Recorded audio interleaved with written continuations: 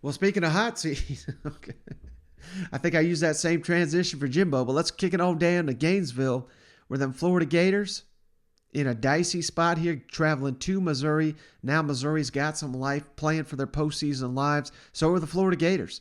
Gators need another win either at Missouri or at home against Florida State to make it to a postseason. And man, these reporters are not holding back at this point in time. Right off the bat, one of the first questions Dan Mullen got on Monday: are you coaching for your job? A little bit tougher question. Do you feel like you're coaching for your job at this point?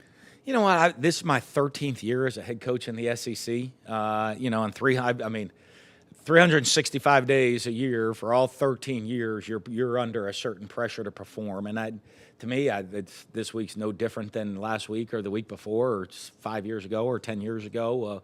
I think you're just always that way. You're always expected to perform in this league. They ask you, though, if you would think to the 2016 Mississippi State team. I brought that one up, I think, one time. Yeah, that was the year that we went to we made a bowl game with a losing record. And you beat Miami, Ohio by one. Yeah. So, but it was blocked field goal at the end. That was what was really good about that year? Tell me. We made a bowl game by our APR. We made a bowl game over. I think we beat some pretty high-end academic schools because of the academic performance of our football team. So that was one thing that you take you can be positive, negative about stuff. But we did and won the bowl game. But that season, so Scott was with you at the time.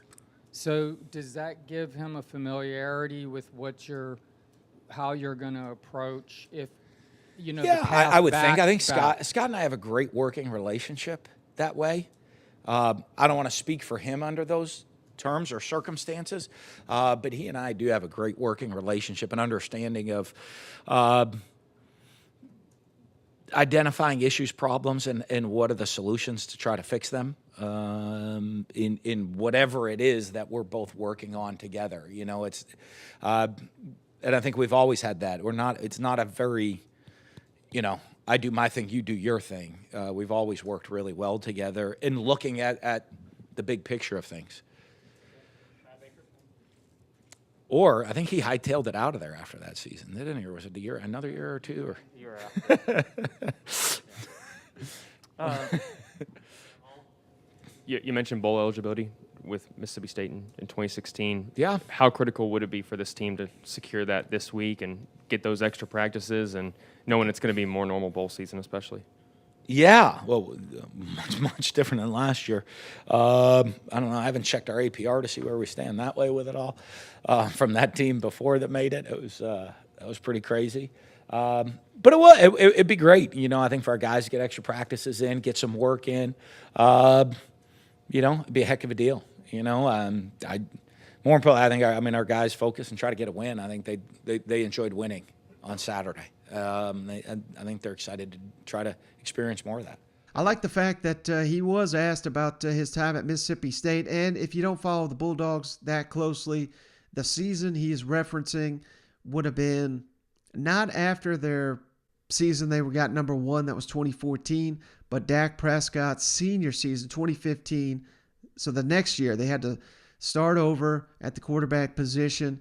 It was Nick Fitzgerald that ultimately didn't win the job coming out of camp, but by the end of the season, he was their starter. I believe they started Damian Williams in the first game, and this was the infamous Dan Mullen Shorts game. They lost to South Alabama, I believe it was, in the opener.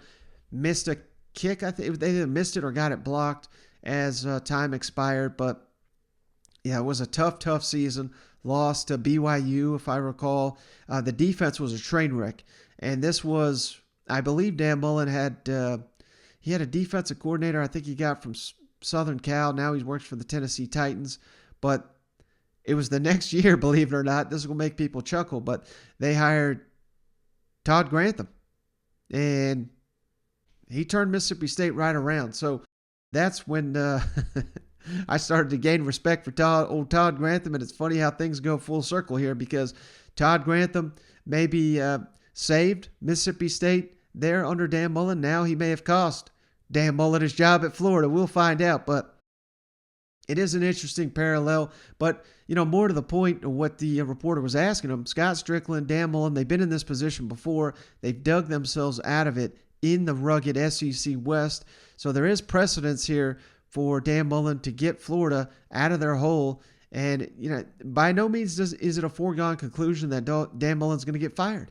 If it was, I think they would have fired him already with the signing period coming up and Florida's class not really where they want it. I think they would have made a move if they had already made the decision to do that. I think they want to keep Dan Mullen, but he's got to beat Missouri, and he's especially got to beat Florida State, I think, to come back. I mean, he cannot lose.